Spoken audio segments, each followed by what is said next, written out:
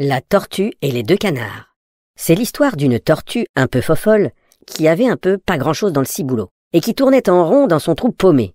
Elle avait envie de prendre l'air. Elle voulait se barrer, voir du pays, histoire de... Elle se prenait pour une grande fille, une madame.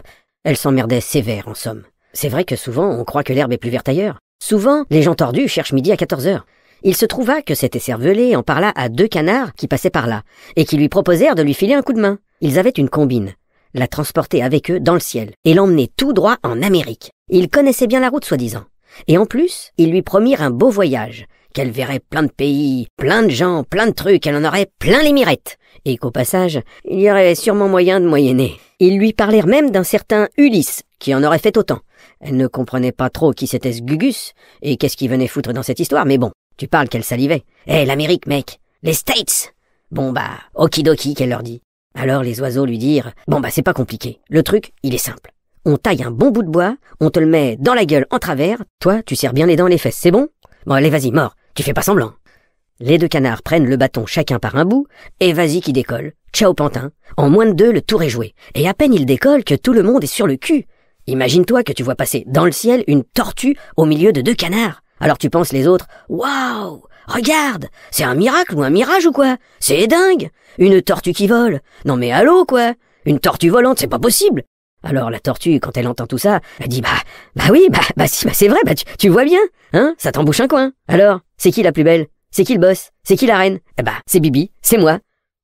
Oui, mais non, en fait. Au lieu de se la jouer fine, et de la fermer et de tracer sa route, quand elle s'est mise à déblatérer, elle a ouvert son bec, et badaboum, elle est tombée, elle s'est bien éclaté la tronche, si bien qu'elle en est morte, la conne. C'est comme ça quand on n'est pas prudent, quand on jacasse, qu'on se vante, et qu'on est trop curieux. Et tout ça, ça a une seule et même source, la bêtise.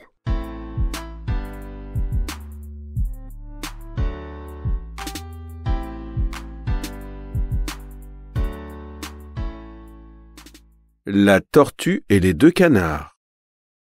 Une tortue était, à la tête légère, qui, lasse de son trou, voulut voir le pays. Volontiers on fait cas d'une terre étrangère. Volontiers gens boiteux haïssent le logis. Deux canards, à qui la commère communiqua ce beau dessein, lui dirent qu'ils avaient de quoi la satisfaire. « Voyez-vous ce large chemin? Nous vous voiturerons par l'air en Amérique.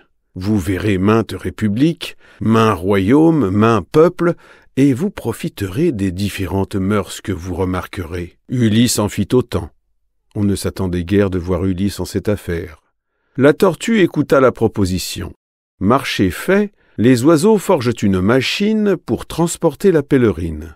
Dans la gueule, en travers, on lui passe un bâton. « Serrez bien, dirent-ils, gardez de lâcher prise. » Puis chaque canard prend ce bâton par un bout. La tortue enlevée, on s'étonne partout de voir aller en cette guise l'animal lent et sa maison justement au milieu de l'un et l'autre oison.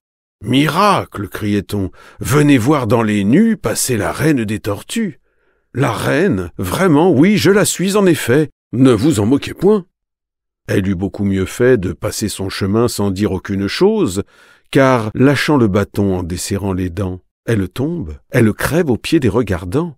Son indiscrétion de sa perte fut cause. Imprudence, babile, et sotte vanité, et vaine curiosité ont ensemble étroit parentage. Ce sont enfants tous d'un lignage.